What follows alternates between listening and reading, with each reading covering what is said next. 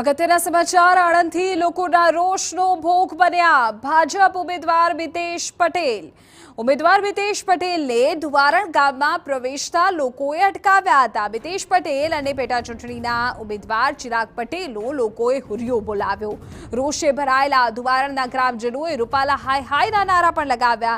રસ્તા પર બેસીને યુવાનોએ ભાજપના નેતાઓને ગામમાં પ્રવેશતા અટકાવ્યા હતા। લોકોના ઉગ્ર વિરોધને પગલે મિતેશ પટેલનું કાર્યક્રમ મોકૂફ રાખવો પડ્યો। રૂપાલાના વિરોધમાં ધુવારણ ગામમાં ભાજપ નેતાઓના પ્રવેશ પર પ્રતિબંધ લગાવાયો હતો। ભાજપ ઉમેદવારોનો વિરોધ કરનારા 5 યુવકોની પોલીસે અટકાયત કરી લીધી હોવાના અત્યારે સમાચાર છે અને તેમને ખંભાત ગ્રામ્ય પોલીસ મથકે લઈ જવાયા છે। તો રાજકોટથી શરૂ થયેલો આખો વિવાદ આણંદના ધુવારણ સુધી પહોંચ્યો। જાણકારી મળી રહી છે કે જ્યાં મિતેશ પટેલને અટકાવવામાં આવ્યા, લોકો રસ્તા પર ઉતરી આવ્યા અને ભાજપના નેતાઓને ગામમાં પ્રવેશ ન મળ્યો। ભાજપના ઉમેદવાર છે આણંદ બેઠક પરથી મિતેશ પટેલ, સાથે જ ખંભાતથી ચિરાગ પટેલ જે પેટા ચૂંટણીમાં છે તેઓ પણ સાથે હતા, તેમને પણ અટકાવવામાં આવ્યા અને મિતેશ પટેલ અને ચિરાગ પટેલનો લોકોએ હુરિયો બોલાવ્યો। તો આ દ્રશ્યમાં પણ જુઓ, લોકો ત્યાં એકઠા થઈ ગયા। પરિસ્થિતિ એવી થઈ કે પોલીસ પણ સ્થાનિક ત્યાં પહોંચી અને કેટલાક જે લોકો જે ત્યાં વિરોધ પ્રદર્શિત કરી રહ્યા હતા તેઓની અટકાયત કરવામાં આવી હતી।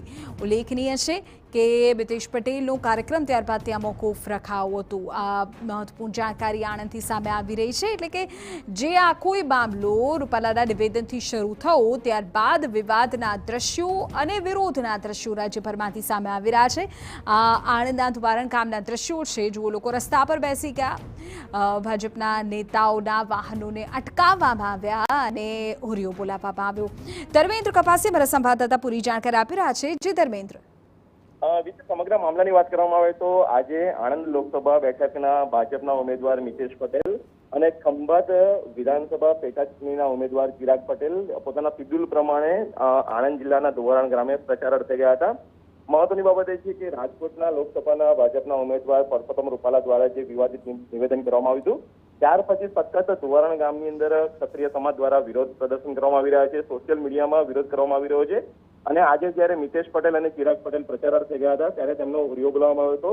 ગામની અંદર તેઓને પ્રવેશ આપવામાં ન આવ્યો હતો અને જે પણ હંગામો ત્યાં થયો હતો તેને લઈને જે રેલીનું આયોજન મિતેશભાઈ પટેલ દ્વારા કરવામાં આવ્યું હતું તે રદ કરવામાં આવ્યું હતું અને અન્ય સ્થળે તેઓ પ્રચાર અર્થે રવાના થયા હતા। જોકે સમગ્ર ઘટના બાદ ખંભાત ગ્રામ્ય પોલીસ દ્વારા 5 યુવકોની અટકાયત કરી તેઓને પોલીસ મથકે લઈ જવામાં આવ્યા છે। તેમની સામે કયા પ્રકારની કાર્યવાહી કરવામાં આવશે તે જોવાનું રહેશે। આભાર ધર્મેન્દ્ર, તમામ વિગતો બદલ।